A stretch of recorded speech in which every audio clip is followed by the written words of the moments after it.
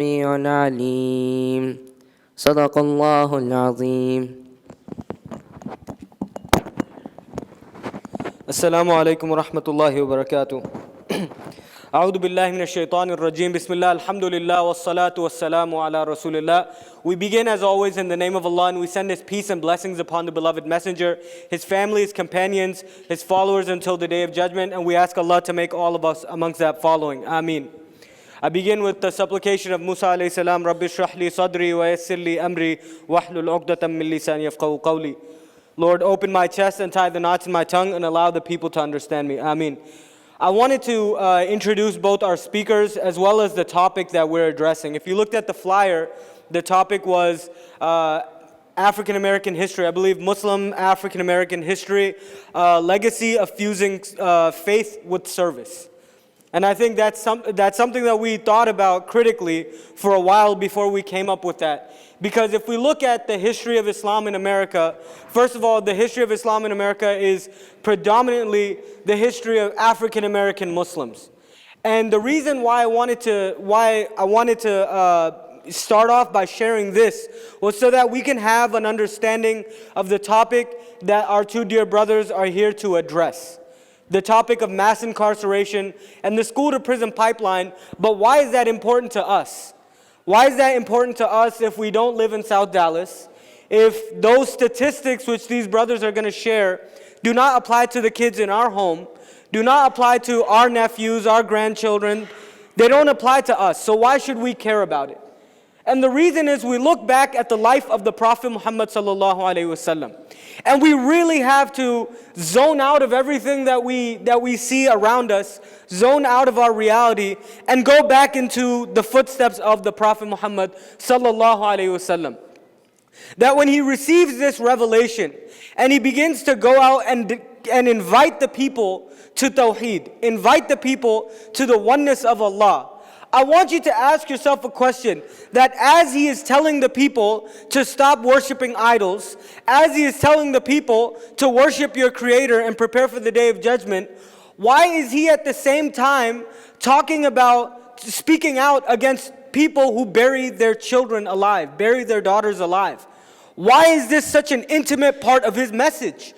Why is he talking about the injustices going on against orphans? Why is he talking about the mistreatment of the slaves and the servants? Why is this intertwined with his invitation to worshiping Allah? Because the mission of inviting to the way of Allah, the mission of the Prophet ﷺ, the mission of worshiping Allah is one that requires us to stand up against injustice. That Allah will not be pleased with our prayers if we're not doing something against the injustice that is going on in our very communities. And at the same time, we have to ask ourselves, why is it that the earliest followers of the Prophet Muhammad sallallahu alaihi wasallam, who we name our children after, the Sahaba who we name our children after, who we name our masajid after, our institutions, who are those people? Why is it that the earliest of those who accepted Islam and joined the Prophet ﷺ, when the other people rejected him, when his own people rejected him, why is it that those people, the slaves, the widows, the orphans, the youth, the poor, those who were weak in society, those at the bottom of society, they were with him, whereas the elites, the leader of the Quraysh, what would be the equivalent of the billionaires today, and the politicians, the leaders, they rejected the Prophet ﷺ. But the poor and the neglected and the weak in society, they accepted Islam, and they used Islam to liberate themselves from the shackles of their society, and they rose up and became the leaders of humanity. What the Prophet ﷺ did was he took the words of our Creator and he addressed his reality. And that is our responsibility. That we look at the guidance of Allah and the guidance of the Prophet Muhammad, peace be upon him, and we use that to attack our realities. So we're not living in a different time, we're not living in a different country, we're living here in Dallas. And right here in Dallas, it may not be close to our homes, but you make a 30-minute drive, you'll be right there in that neighborhood, in Masjid al-Quran. and the neighborhoods surrounding Masjid al-Quran, where the brothers will share the statistics and the realities of that neighborhood. But it's all too true, and we're all too far removed from it. And when we look at Islamic history in this country, we look at what these brothers will be talking about, mass incarceration. A lot of times we've heard this by, spoken by the right wing, but also spoken in our Muslim communities. People who say, well, slavery was so long ago, what's the big deal? But what we realize is that that's what they want us to believe. That's what we're taught in school. That, the Emancipation Proclamation came and this president came in and slavery was done and now it's an even playing field. But that's not true. If you look at the words of Michelle Alexander, who wrote The New Jim Crow, she said that slavery was never abolished. It took a different form and another form and another form. When slavery was abolished, we saw the black codes come along. And we saw Jim Crow. And then we saw that become mass incarceration after the period of segregation was over. And if you look at the 13th Amendment, which allegedly freed all people, right there in the middle of the amendment, it says that slavery is abolished unless what? Unless you're a felon. And today in the United States, we have the highest record of African American males who are either in prison or on parole and under the supervision of the criminal justice system. Those numbers are greater than the number of slaves that there were in 1850. So that's something that teaches us that this is not something of the past. So where do we come in as Muslims? Well, if we look at the 60s and the 70s and the 80s all the way till today, we had African Americans who fought in the wars of this country, who contributed more than anyone to the establishment of this country. It's arguable, but I stand by it, that African Americans have contributed more to building this country than any other group, any other ethnic group. But the reality is that no matter what their contributions were, they were always at the bottom of the socioeconomic ladder. And so what you had in the 60s was an era of revival, where you had African Americans who said, fine, our country, which promises all these dignities and everyone else gets them, we never got them, so they came to Islam.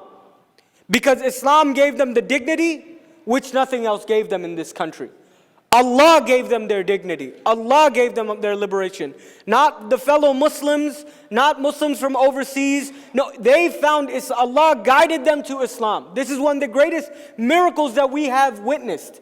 And they took the mission of the Prophet ﷺ, and they took it back to their communities. And they built masajid, not just the masajid that established 5 times daily prayers and Salatul Jummah and Sunday school for their kids, but they established programs to uplift the community around them. This is one of the great beautiful things that we can learn from the African American community, that black culture is one that is communal.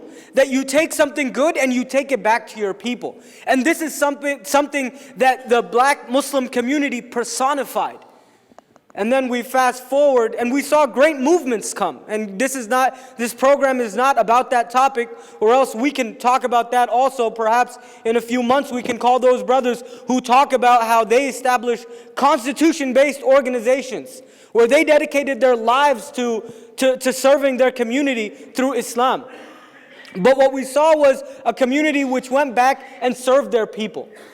And then we see in the 80s and the 90s and up till today, Muslim immigrants come from different countries.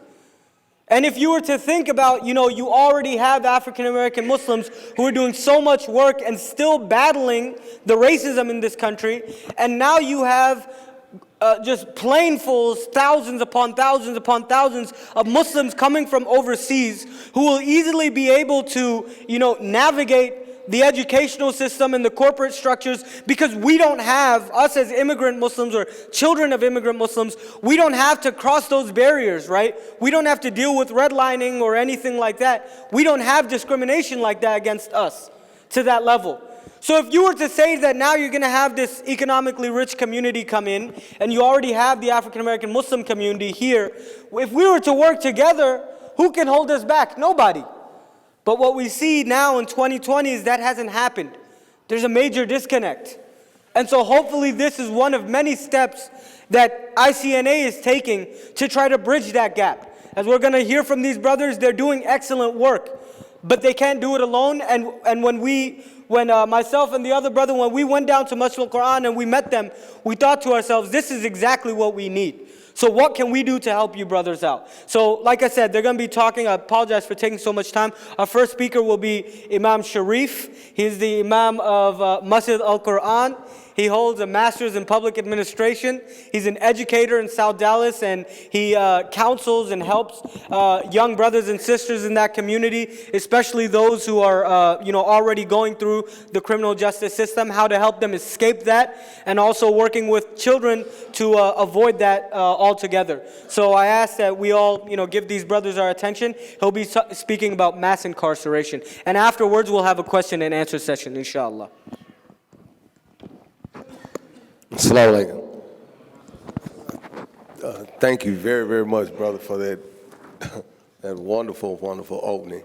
I'm Imam Sharif, and I am the resident imam at Masjid al-Quran. And that in itself is entirely a truly blessing from Allah subhanahu wa ta'ala, that through my story, that I find myself actually here today, because I certainly fell victim to many of the things that the brother mentioned, and in tune with Black History Month and the soon commemoration of one of our most profound leaders, Brother Malcolm. It was one thing that Malcolm said that resonated always in my heart, and it was that it was a vicious cycle that was going on and perpetuated through the Black community. And it consisted of, he said if you live in a poor community, he said you get a poor education. He said if you get a poor education, you get what? You get a poor paying job. He said if you get a poor paying job, what do you get? He said, where do you live? He said, you live in a poor community. And it's a cycle that continues to perpetuate itself. So with that being said, he gave a brief overview of the Nation of Islam, and I did not come into Islam through the nation. However, my background, and I'm originally from Oakland, California, so my background was rooted in growing up under the Panther movement within the 60s. I'm 55 years old. I've been here quite some time.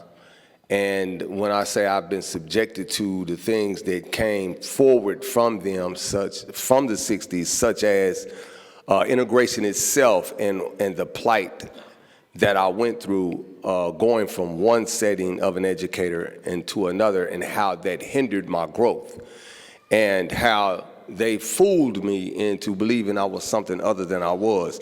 Yes, he mentioned the degrees. I have 4. He mentioned my master's in public administration. I have a bachelor's in universal studies with a focus on criminal justice, humanities, and sociology. I have an AA in business and an AA in electronics. So to say that, but to know where I came from is quite the opposite. I also have 18 years worth of incarceration. I was a ex-gang member. I was a ex-drug dealer. When we talk about the things that ravaged our community in the 80s, I very well was a part of that. So coming into the Deen of Islam, my true purpose was to correct my wrong. I destroyed a lot of families. I destroyed a lot of communities based on my actions. So it was my purpose to come back and correct that. And the greatest thing that I found that motivated me was I wanted to help, but I didn't know exactly how to help. So I had to equip myself, right? I had to go through the same things that I faltered in. So I went back to college, okay? I went back to school. But we had to look at the hurdles that actual integration produced, because as a child, during that in particular time, it was clear cut, the relationships between the European and the African American community, it was quite conflict. It was quite violent, right? It was turmoil. So the idea that we were given over to the institution as to be educated by them, and it was clear cut at that moment in time that they were our enemy, how could we expect the best from them to bring the best out for us, but they, at that moment in time, according to the timeline, they were our enemies. So we are speaking of somebody that was basically taken out of their true sense of themselves, because again, I say all the things that I accomplished, but yet and still before I accomplished those things, I spent 18 years incarcerated. So you have to think, how is it that you get a child that's capable of all of this? How do you get him off of his path that he goes through all these other things? What happened? Okay, we know that the Quran says we are created in the best of molds, but we can be reduced to the lowest of the low. All right, so this is how the aspect how I looked at myself. So the things that we will speak of today, me and Imam Jamil, we are going to speak in the fashion of experience. We know it works. I know Islam works because I know what it has done for me. I know what I went through in order to get where I am today, and including the things that I push forward to do. All praise is due to the mercy of Allah. When I say I really understand the mercy of it, because it was plenty of times in my life that I actually faced death and I did not transition. My life was not taken. Okay, I had myself in situations where I put those around me in danger, but nothing happened. So these are the mercies of Allah. But I had to ask myself over and over, I said, how is it that Allah, He kept me in such condition? How is it that I did not get killed? How is it that I am in such good health? How is it that I was able to accomplish those things? And what to do with them. Right? Those things became clear as I grew in the deen. And when we speak of mass incarceration, there's so many things that are set up against our children in those environments. Children are born into an environment that they have no idea why the environment is like that. Okay, they have no idea why they don't have. Why are things like this for us? And the child has nothing to do with it. So we have set it our mission as Muslims is to correct the wrongs. As it says in the three forms of faith, it says when you see a wrong, you what? You change it with your hands. If that doesn't change it, you speak out against it. And if that doesn't change it, you detest it in your heart. And to detest something in your heart is the weakest form. That does not align with the capability of a Muslim. Okay, the Muslim, we look at ourselves, when we say those things, we look at ourselves in the best light. All right, we look at ourselves in a fashion that may be really beyond how we are actually carrying ourselves. But this is the perception we have of the Muslim. And I ask ourselves, and I ask many brothers that's in the community, I say, have you equipped yourself to provide the best for your community? And to be perfectly honest, that's not knowing 1,000, 2,000, 3,000 hadiths. That's not knowing those things and not being able to apply them. Application in Islam is critical in this moment in time in 2020. Okay, we say a thing, but are we practicing the thing? How practical is your Islam at this moment in time is something that I ask myself. Believe me, the things that I say and I speak of are questions that I asked myself. I speak to myself first and foremost. Yes, I find myself now in position of Imam, but I could not have seen that when I entered the deen in no shape, form, or fashion in 94, 95. Alhamdulillah that Allah has strengthened me in the deen. He has strengthened me in my purpose in understanding who I am. It wasn't until those understandings that Islam brought me of who I am and how I fit within the creation. If you look at, I always tell a brother, I say, if we look at the root word of Islam, is salamah. It is peace. It's a tranquil state. And in order for the Islam to actually be, and for you to actually be Muslim, you have to be the active participant in that. and the active participant in bringing that peace and tranquility into the creation. And when we say things such as establish the prayer, I always speak to the brothers in the fashion. I say, what are you doing to establish the prayer? You establish the prayer, you do the 5, but what are the things that you are praying for? Are they established within your household? Are they established within yourself, and are they established within the community? And if your answer is no, then your practicality of Islam has not yet come to its proper fruition, because there's no possible way for us to have the understanding that we do of Islam, and it does not come into the presence of those things, those ills and those injustices, and it does not eradicate them. I say that because those things were eradicated within myself. To understand that oh, I was this person. And believe me, me and the brother come from typically the same background, yet we made different decisions, yet we ended up on the same path. And that's the most beautiful thing about Islam. When you begin to understand it in its proper content, there are no ethnic boundaries. Right? The things that keep us apart are plain and clear. They have never changed. It is the racism. It is the practices of the human being within the instructions of the deen. We are the ones that will bring things to fruition, such as the eradication of racism. That is very, very important in Islam. But yet and still you question yourself and ask you, is it something that I practice? And a mere test of that has always been, I tell a brother, I say, man, when you greet a brother and you embrace him, I said, you can almost tell what holds us back from each other, just from that embrace, right? I can actually, when I embrace a brother, I can feel him all the way to his back. That's how engulfed I make sure that the brother understands how close I intend to be with him. But what has got me to that state is Islam itself. You know, there's no dividers, and I'm sure that once we realize that, we begin to function and practice as we should, as the brother mentioned, we will go into the communities. Because believe me, it was quite funny to meet these brothers. They popped up in the community, and that day we sat and we talked for 3 hours.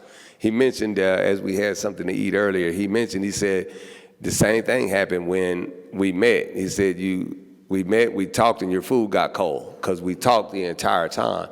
And I couldn't imagine that, first meeting somebody, that we would talk for 3 hours and the conversation was based in Islam wholly.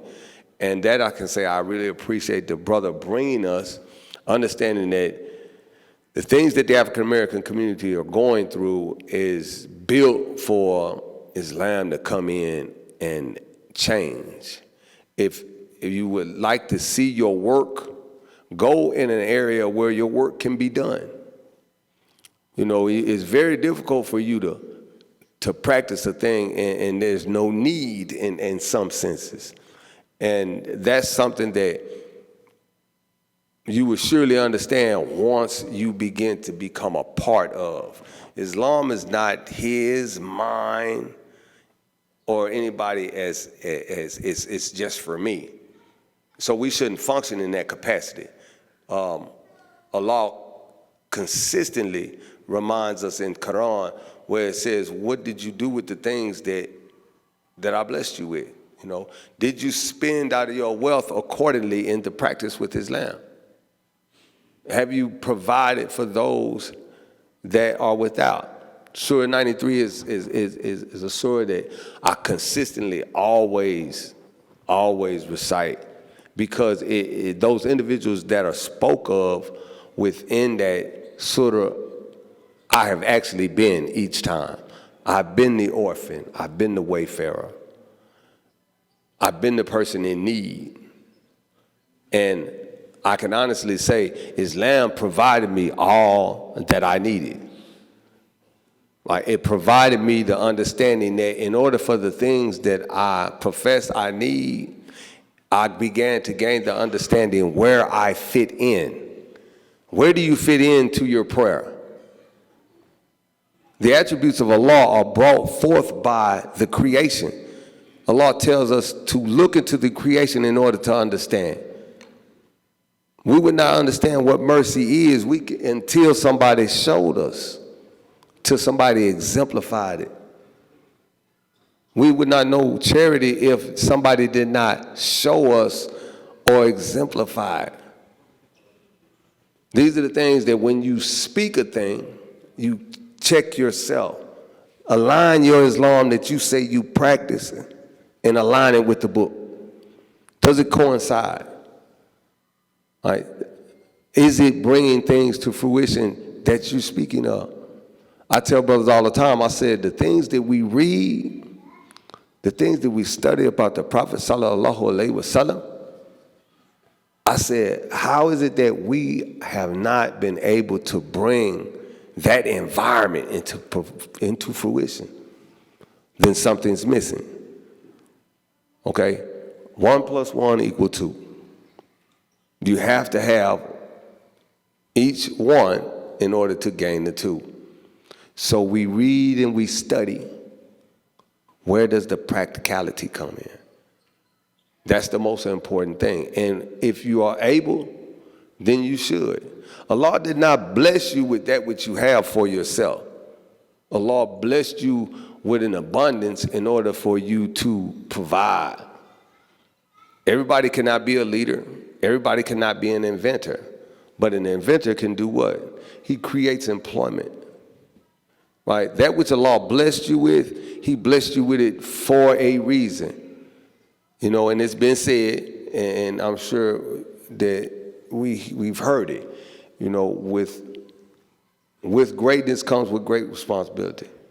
And you have a responsibility for that which you have to provide for those who don't.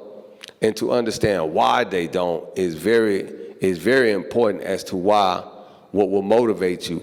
People will look at a people and they'll say, you know, what's wrong with the people? Yet and still they have no solutions. You know, we are solution and result orientated. If you want to find out what's wrong, just look at the results and work backwards from there. It'll provide you a solution in some shape, form, or fashion. And this is what we work toward consistently. And we are looking forward to working with you, brothers. I'm sure this is the first time many of you have ever seen me. I've been here before during Ramadan, but this is the first time I've had an opportunity to sit. I give thanks to Allah for providing the opportunity to do so, and I look forward to working with you guys going forward. And with that, I'll provide the brother right to my right here. Should I be the introducer? Yes. I think you do a wonderful job. As a matter of fact, I like your introduction better. Brother Jamil is also the Imam Jamil over at Masjid al-Quran. He's really invested. Well, both of them work together on this program, and Brother Jamil is very invested on building the syllabus and the curriculum with which to teach the children of that community, and he along with Imam Sharif heads up that program I was talking about, where they mentor and counsel youth who are already going through that process. And he's an expert on issues regarding the school to prison pipeline, which is probably the key contributor to the mass incarceration system, which is how they trap the children in those communities and suck them into that system. So I know he has some statistics, so let's all pay attention. Assalamu alaikum wa rahmatullah, brothers. You know, I've been here before a few years back, and so it's, alhamdulillah, I had the opportunity to come back and talk to the brothers and sisters about the work that we're doing down in the southern sector of the city of Dallas. We serve South Dallas area. We serve the Oak Cliff, South Oak Cliff area. We even go as far as to the DeSoto area. But we go wherever we find need. Our biggest issue is, and I want to kind of, before I get into the content, I want to give a little context so that we can kind of understand everything that is at play or at work as we do this work. When we think about, as he mentioned, slavery or the enslavement of our ancestors, we talk about many of whom were Muslim, right, before the European Christian debased us as a people, before they stripped away language and culture and way that we worship God and our connection to nature and earth and gave us what they wanted us to have. And so when you think about that, we're talking about a people who have always been on a mission to get back to who we are originally. So for me to be here today is an opportunity for me to stand on the shoulders of the ancestors who have come before me. I am no different than Frederick Douglass or Malcolm X or many of our ancestors who spoke to the world about the plight of our people. Me and a brother, we started this work with the idea that we were left with this notion that it was easier to build strong children than to repair broken men, right? So Frederick Douglass left us that, and so we took the mission and the charge, and we said, you know, we're going to repair broken men and build strong children, right?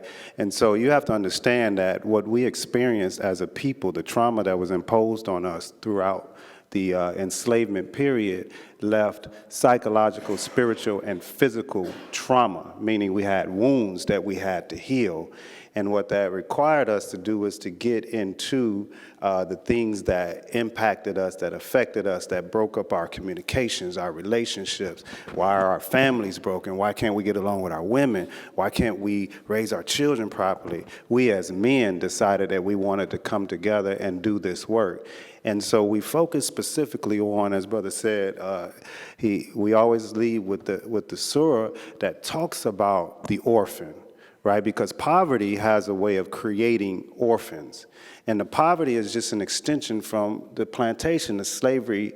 The poverty just meaning the lack of, right? So when you are in enslavement, you have a lack of humanity, you have a lack of food, you have a proper food, right? You have a lack of spirituality. You're lacking in so many ways. And so you mentioned, you know, slavery is now over. You can no longer hold us captive, right? And so many of us from that plantation went out, and when allowed to be free amongst ourselves, we began to build. We begin to restore. We begin to remember and rejuvenate ourselves. We built cities and towns and educational universities, and we built economic systems, and we had Wall Streets and all these different things, right? And so what happened? Well, they came through, the government released any kind of protection that we had, and they came through and destroyed it all.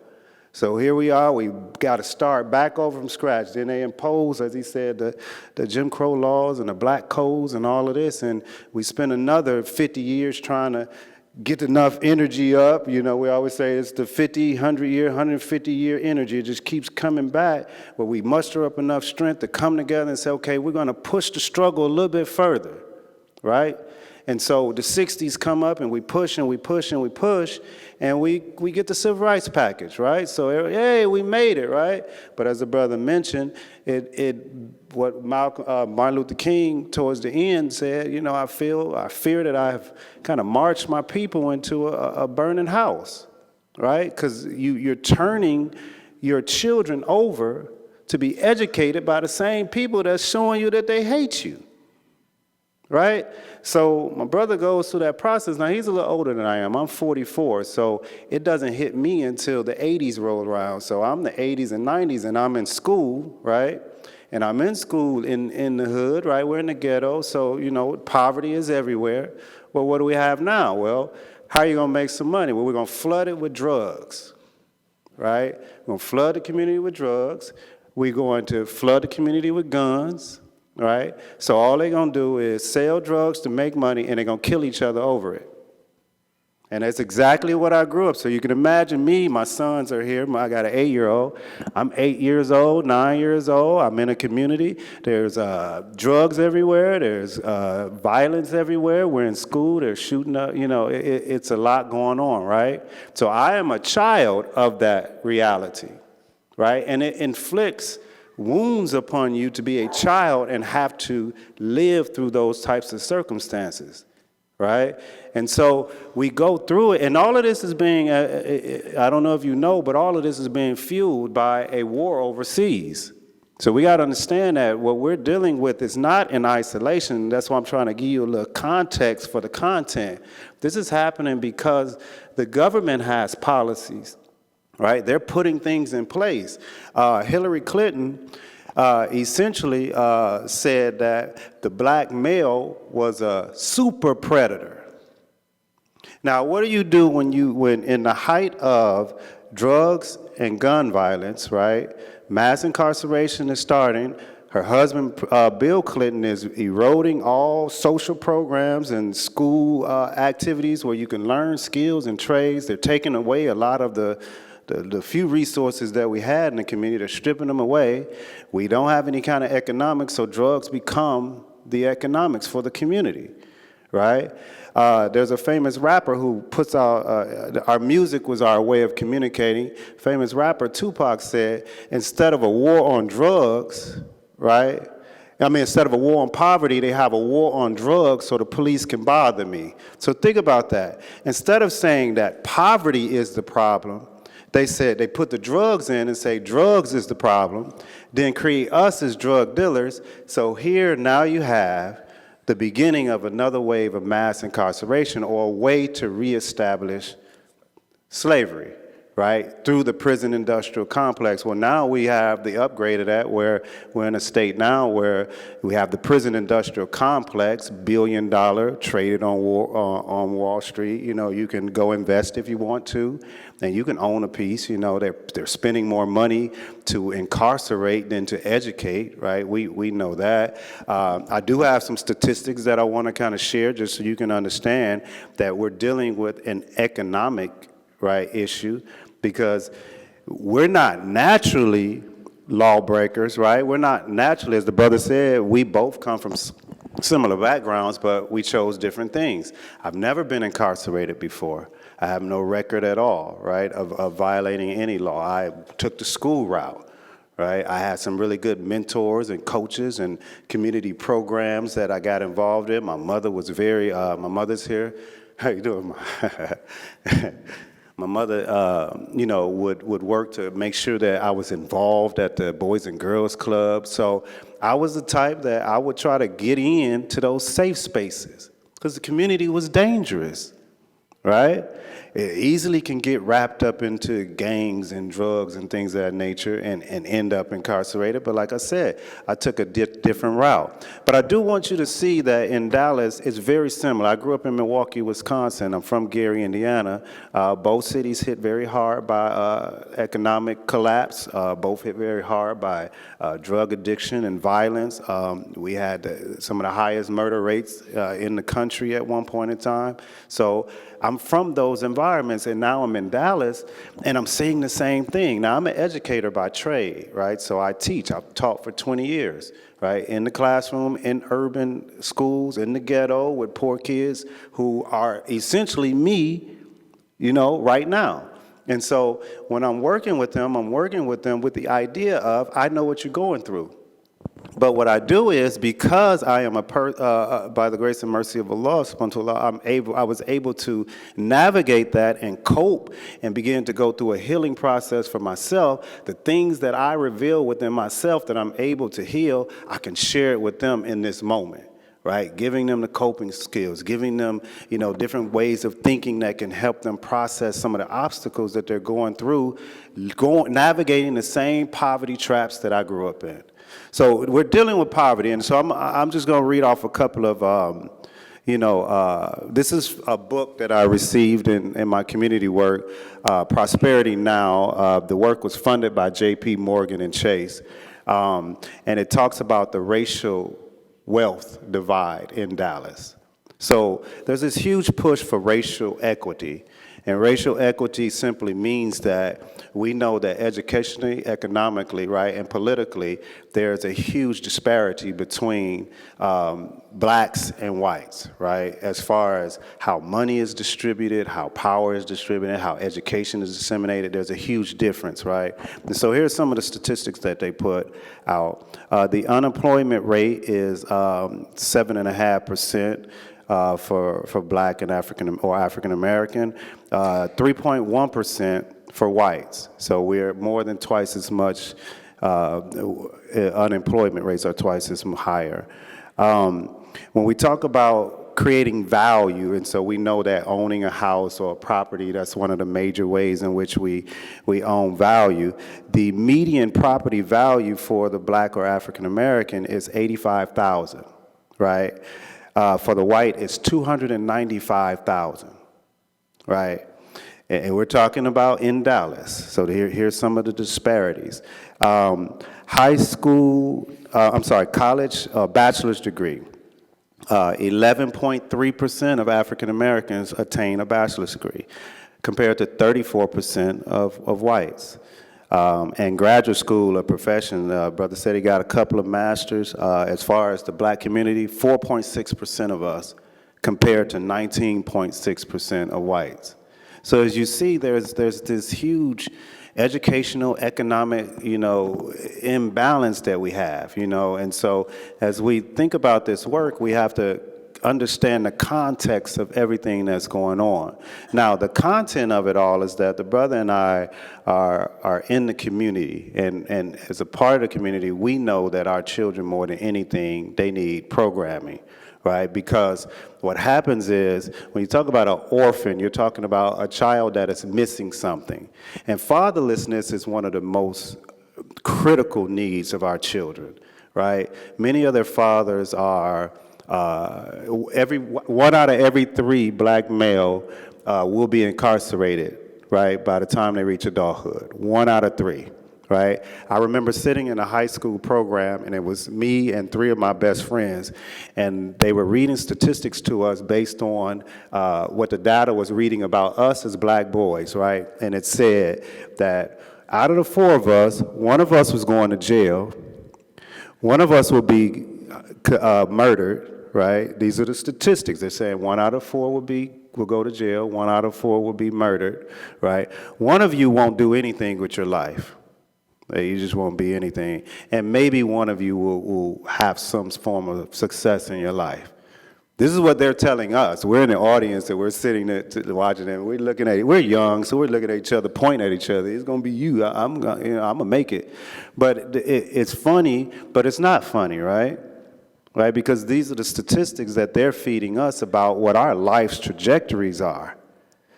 And so when we talk about what's going on, we're talking about legacy. We're talking about building upon the shoulders that our ancestors have worked for. We're trying to reclaim what has been stolen.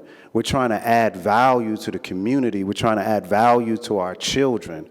We're trying to build, right? And so what the brother and I do is we go in and we work with at-risk youth of poverty, right? And when we go in there, we go in to provide them with entrepreneurship opportunities. We go in there to provide them with internship and apprenticeship opportunities. But most importantly, we go in there to offer them mentorship opportunities. Because a lot of times, like I said, with that missing father piece, it creates such an imbalance in their development, right? That they need someone to come in and supplement and create a surrogate kind of relationship. And that's what we do. And when we met the brothers, they came down and they asked what we were doing, and I said, we have this wonderful program that we're running with kids who are on probation, and our goal is to help them provide community service so they can learn how to be a service to their community. That's how we do it. And so the brothers came out and they participated and viewed the program, and we said, this is kind of the foundation of what we're doing. We call it EYES, the Educating Youth Empowerment System. right? And it's all based on what we understand about the deen, but it's focused on, it's focused on social, emotional IQ building, right? So they can know themselves. So we need to connect our youngsters to who we were before we were slaves, right? Because all the history tells them is that we were slaves, we have nothing, we have never had none, we've never been anything, so we've lost everything. Now, when you have a person like that or a child like that, you can imagine what they want out of life, right?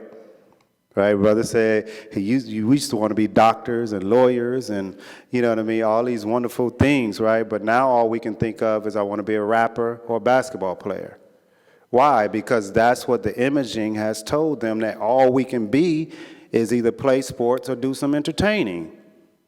Well, we're here to change that narrative, right? And we have creative ways to do it. We're working with the STEAM program. We want the sciences and the technology, the engineering piece. We want to add a strong arts piece so we can be using our left and our right brains, right? We want the mathematics piece.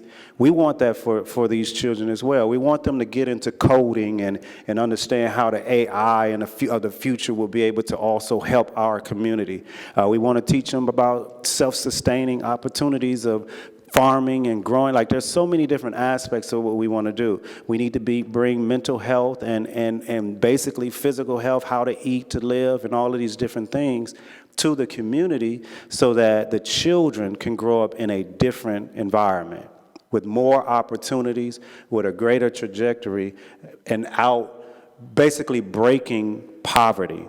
So everything we're thinking about is how do we bust this poverty, this cyclical poverty that our children in our community is spinning through. So inshallah, we'll be able to create partnerships where we can allow other brothers and sisters who are interested in, like brother said, applying the deen, applying the book, and really working directly with those who are most in need. If you look around, we serve the community there's no other community around who needs us most. And this is just statistically speaking, right? The data is out there. If those of you who are mathematicians and you love the data, it's out there. Go check it out. There's tons of it. But what it's indicating is that this population of people needs the most help. And I'm hoping that, inshallah, we'll be able to come together and find ways that we can strategically partner to attack and address some of these issues. So thank you for listening to me, brothers. Assalamu alaikum. We'll open up to question and answers, but I believe Brother Sharif has Yes, I just wanted to reiterate one thing. Assalamu alaikum. The brother made mention of the father in the home. Now, I want to get a clear understanding of this. His father wasn't in the home, and my father was in the home. Okay, and I made bad decisions, and he made good decisions. So it's a real issue here, and that we need to build on and understand that there's no one solution in one sense. Even though Islam covers everything, I still need to know what ails you in order to apply it properly for you. And that's because I know for a fact my father was in the home, and I turned out, based on after that integration, I turned out quite different. I turned into a child based on that process alone. Like, I ended up fighting every day. Okay, but I wasn't like that when I was before integration. I wasn't fighting like that. But when you place me in an environment, it produced a different character. And then I became that character. I became the bad guy. And then I began to function in that capacity. So just because, we say these things about the fathers, it's important that as a father, you know how to build that relationship with your son, right? The first hero a child should have is his father. That's the first hero I had, and then I ended up straying. My grandfather said, and I passed the mic to the brother for the question and answering, because the brother made mention to it. My grandfather, when I got in trouble that second time, and I was headed back to the plantation, he said, and I talked to him on the phone, he said one thing that it stuck out and it stuck in my head. He said, you have forgotten who you are. He said, you trying your hardest to be nothing. That stuck with me for years and years.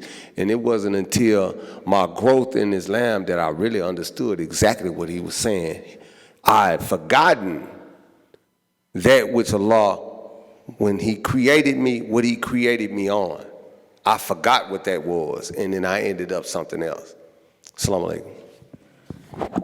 Do we have any, we'll take a few questions, inshallah. Do we have any, I know there were a few, I got a couple text messages, but do we have any, I got questions, I mean, if nobody else wants to volunteer. Humayun, I think you had a question? He got Twitter fingers, that's what he's got. Go ahead.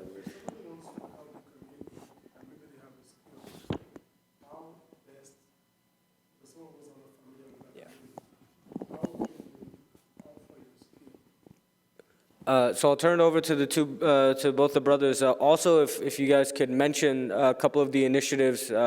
Summer's coming up, and there's a couple of initiatives that we're working on. If you want to mention how people can contribute their time, their money, whatever they've got. Assalamu alaikum. So we've thought about this a lot because we know that people want to help, but it's kind of like, how do I help? Do I have the time to help? Those kinds of things. To answer your question, brother, the best way to help is to be present. So come join us every Wednesday at 7:30. We have a men's halakha meeting. In that meeting, we use it to essentially do what the name of this actual meeting that we're doing now is fusing the faith with the service. So we have a halakha that we have every Wednesday at 7:30, where we come together to find out how all the creative ways that we can fuse our faith with our service, because we need manpower, right? So I've always talked to the brother. Financial support is big. However, as big as that is you physically being able to come and offer your expertise. So if you have a skill set, we can work that in where you're able to share your expertise with a group of youngsters, you know what I mean, in a program that allows you to, insert yourself, but also be aware that when you do this as an educator, I'm going to tell you, you're going to become a mentor, you're going to become a father figure, you're going to become a counselor, because the kids have so many needs. And so you have to always kind of set a warning or just kind of an acknowledgement forth.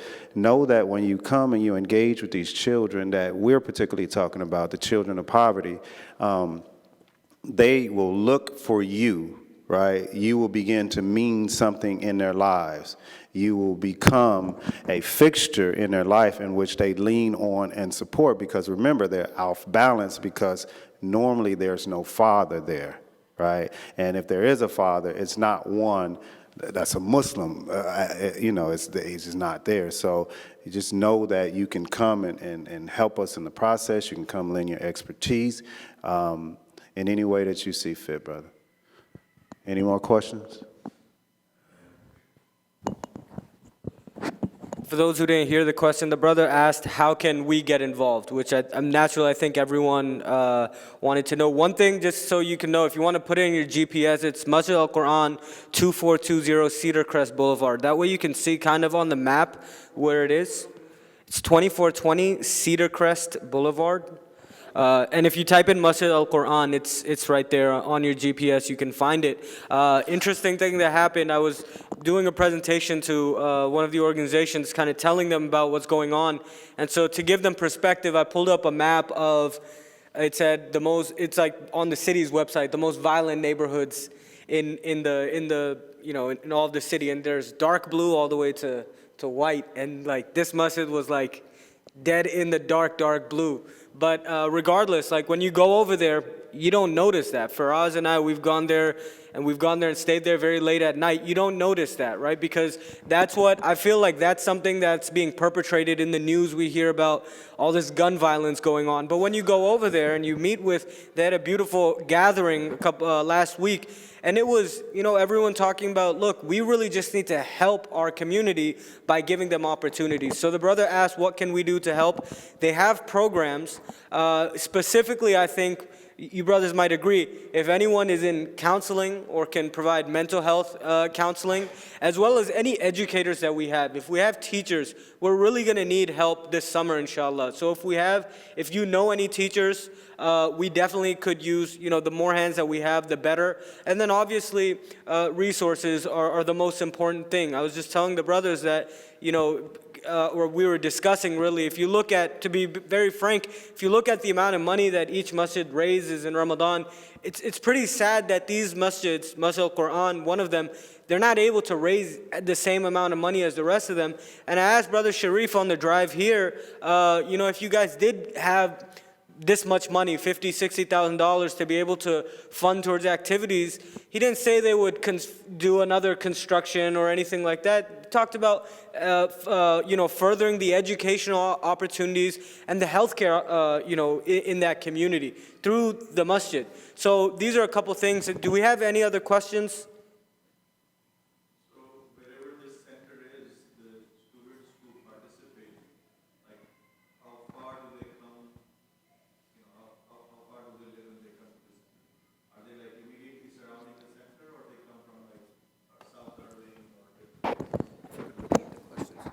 So he's asking, and correct me if I'm wrong, where are we getting the children that we're servicing?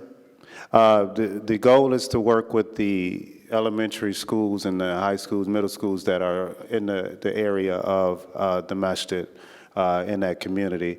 That can extend as we can go south into South Dallas, we can go into South Oak Cliff, but it's a kind of,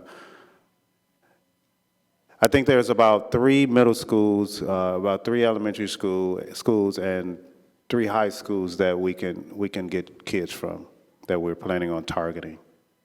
Right. Does that answer your question? All right, alhamdulillah. To add, when the brother spoke of, you being an educator and you would like to come in and help facilitate some of the programs, it's very, very important that you be mindful of the child that you will be dealing with. Okay? They're not like your children, other than they are children. All right? But the things that have this child in the state it's in is quite different. And we was talking back and forth in a text, and he asked a question, could a person be a successful teacher without actually having the experience of that which you're teaching to the child when it comes to social and emotional development? I told him by text you can. I said, but not actually experiencing something, you will be missing essential elements of it that may reduce your success rate. Because it's not relative to you, you don't necessarily have the experience to be able to have the empathy and be able to feel and understand from the perspective of, I went through it. Right? So I told him, I said, yes, you can teach from a text standpoint, but without the actual experience, it won't allow you to provide all the things that are necessary with these children, because these children are very much, these are third generation children that I call them crack babies, even though they may not have actually experienced it within their household. They experienced it from the sense of, that was my generational curse. Right? I wasn't a crack baby, but my aunt was, or my mom. Right? So you have 2 generations of children that didn't have something. One just happens to be the parent now. Okay? So I think we have time for 1 or 2 more questions. Do we have? So my question was, you mentioned you have that I guess Greek quote of, it's easier to fix a child than it is to fix a broken man, right? And that's the whole goal is to fix both, essentially, the broken man as well as the child. So, especially Brother Sharif, you yourself saying you came from that dark past, and then Islam essentially guided you to become what you are now, helping the community that you are. What are the steps that y'all are taking to help that broken man? Because as we can see clearly, there are many people that were broken men that were able to make significant changes, for the sake of both the black community as well as for Islam.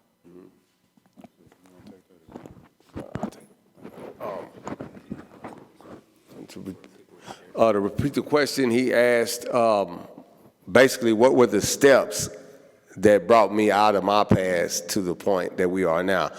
I'm gonna say the most important thing for me was I was exposed to a Muslim brother early on, and well, really more than one, and it was in that environment. The closest people to me were Muslims, and it was like 3 or 4 brothers, and I had an experience where when I made that second trip, it was something that a volunteer said, and he came in and he was speaking, and he said, his words were, don't trust the Muslim. The Muslim is a rattlesnake. This is what he said, but what reflected in my mind is I had already been exposed to a Muslim, right? And the things that he were warning me against, I was like, that's not the person that I was exposed to. The person's character. It was the character of the Muslim that made differences in my life. We say we follow the Prophet sallallahu alaihi wasallam, and the most profound thing that we consistently focus on is his character. So that was one of the things that helped me, right, understand who I was and who I should be and how I should function. And by us coming from those backgrounds, it's quite easy for us, because we have in particular, I know I can say I had in particular statuses in those circles. So by the changes being made within myself, knowing that the status that I had within those circles, that was one of the easiest avenues for me to reach brothers that were going through and are still going through the same things that I'm going through today. It's relative to them. They can relate exactly because I went through it. Okay, so when it came time to figure out, Islam gave me the ability to restrain. It gave me a particular discipline, right? I mean, to the point where my mom, she said, you should have been Muslim at 2. That's how dramatic a difference came. And, it's understanding it from that perspective, because I basically did not really do anything different than the person that's never been in trouble, far as the steps you take to move towards success. There was education, right? There was spiritual growth, right? There was commitment to both, right? And understanding my relationship to the creation, as I broadened my understanding within Islam, that also gave me a solid foundation. And again, like I said, by the similarities within the bad decisions, and they see the difference now, they can say, well, I can trust what that brother's saying, that it works because it actually worked for him. And when you've been, quote unquote, public enemy number 1 within a city because of your actions, that holds weight in those communities that are on the wrong page. And then when they see you on the right page, it's almost like a magnet, because technically nobody really wants to be the bad guy. And I always ask those kids that, right? I said, if you could be anything other than the bad guy, would you? And every kid in the class raised their hand. All of them got monitors on their legs. They got 600 hours of community service. Who gives a child 600 hours of community service? But these are the things that they're going through. But if they could be anything other than what they are, they would be. That's that nature, right? That's that true. There's never, I tell kids this all the time. I said, when you was doing something wrong, I said, you knew you were doing something wrong. I said, but you didn't really pay attention to the signs. And they were like, well, what are you talking about? I said, well, when you did what you was wrong, I said, were you sneaking? I said, it tells you that your limbs will testify against you, right? At that moment, when you're doing something wrong, if you sneaking to get away with it, that's your physical existence testifying against you that you were doing something wrong. You didn't just walk out there and break into the person's car and just drive off. No, you snuck and did it. And the reason why you snuck and did it was because in your nature you knew it was wrong. So it's just a matter of understanding these things that Allah subhanahu wa ta'ala provided for us in order for us to be able to recognize our wrong and just be able to give it to Him. And fortunately enough, through the path that I've chosen after the decisions that were made, it provides them a path that they can see. It's not like somebody coming in that had never experienced coming into your house, right? You have 2 kids right here, and he's fully responsible for the 8-year-old, and then he's responsible for the parent. What is he? He hadn't been here 12 years, and now he's responsible for adult decisions. These are the things that they can see if you've lived it, and then you be able to express it. Okay, well, I know this works. I can say, I know Islam works. Why? Because I'm sitting here before you today. And then I can show you all of my past. So we can't say, oh, well, how do we know it works? I know it works because I am the finished result of our practices. I'm not a finished product, but where we are right now is based on the path and the decisions that were made that were in line with Islam that made the changes in my life. So I can say that we know it works. It's not from a perspective of, well, I read it and I'm telling you that it works. No, I'm telling you it works from my experience. Did that answer your question? That was 75%. 75, I'll ride with The that. rest of the 25% you can talk to me. Do we have any more questions? All right, we'll take one last one. One last one. How would the community receive people who are not from the community or black,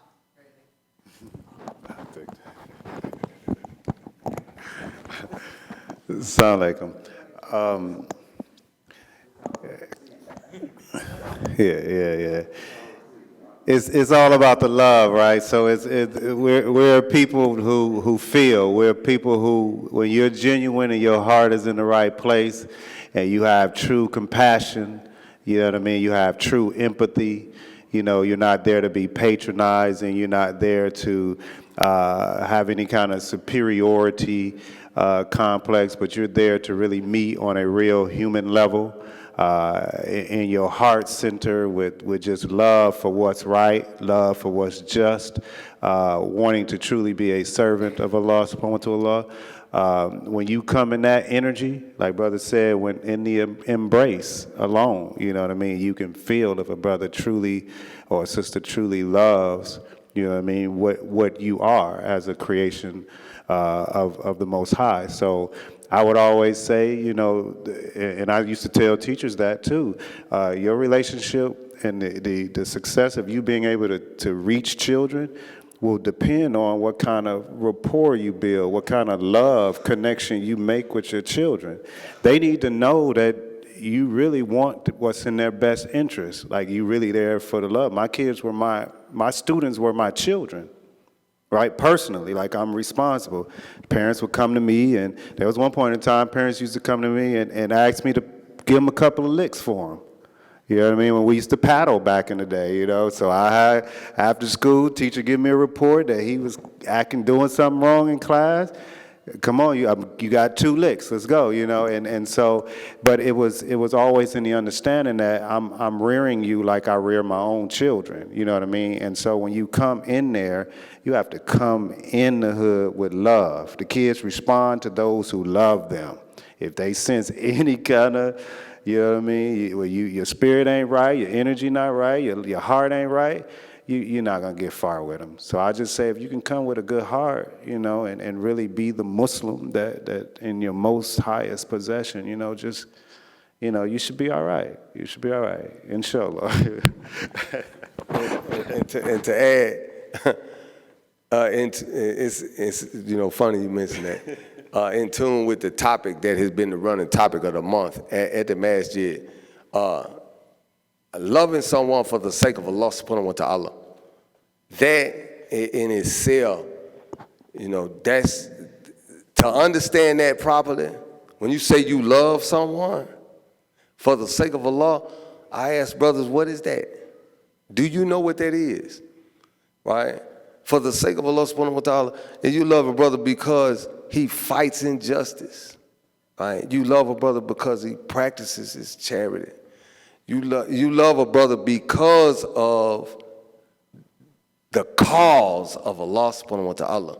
That's why you love him. That's I look at that brother, that's why I got love for that brother, because he's giving his all. The Prophet Muhammad sallallahu alaihi wasallam, he gave his all to the community. That's why we love the Prophet. You know, because of what he gave. I'm sure it wasn't what he kept to himself. You know what I'm saying? It's a lot of things that we have the answers to. Just don't be scared to ask yourself them questions, you know, and give yourself, because you got the answers to them. But that's how you're going to be received, brother, with love. So with that, inshallah, I know that probably everyone could come up with more questions and these brothers would have answers. But with that, inshallah, we'll conclude. I just want to remind everyone the way that we started this was that we really have to take a look back at our own faith, and that we follow the divine guidance of Allah, and we follow the example of the Prophet Muhammad, peace be upon him, and all the prophets before him. If we look at the various, you know, their missions, it was you take the guidance from your Creator and you address your individual reality. And our priority amongst everything is to serve our Creator. And the way that we serve him, in addition to our activities, and in addition to our prayers and our fasting, is through standing up for justice, standing up for what is right and against what is wrong. The brother mentioned the hadith of the Prophet, the teaching of the Prophet Muhammad, peace be upon him, that when you see some evil or some injustice or anything which we have to stand up against, more or less, you have to stop it with your hands. If you can't do that, speak out against it. If you can't do that, feel bad for it in your heart. Now we look at our individual reality. And we live in a city where this mass incarceration and school to prison pipeline and all the statistics that he shared, while it may not apply in our zip code, it is going on within a 20 to 30 minute drive of where we live. And many of us may be living in the neighborhood where it is happening. Allah knows best. But are we going to be amongst those who try to do something and stop it with our hands? Or are we going to be amongst those who speak out against it on Twitter? Or are we going to be amongst those who just feel bad for it in our heart, and that's the end of it? So I think what this is Allah's way of showing us that it's not that hard to get involved. These brothers are here. They've made it sound so easy. Even Humayun is so excited that that's all it takes, one good hug and you're in there. But truly, I think this is one of the things that really puts things in perspective, especially for young people, where this shows us the proof of concept that Islam has, that this brother, his life is an example of Islam giving you everything that you need, to fulfill yourself in this life and in the next. So with that, we ask that Allah alleviates the pain and the suffering of all those families in those neighborhoods. We ask that there is an end to this oppression. We ask that Allah makes all of us amongst those who stand up against injustice and walk in the footsteps of the Prophet Muhammad, peace be upon him. Subhanakallahumma wa bihamdik wa nashhadu an la ilaha illa ant astaghfiruka wa atubu ilayk wal asr innal insana lafi khusr illa alladhina amanu wa amilu salihat wa tawasaw bil haqq wa tawasaw bis sabr.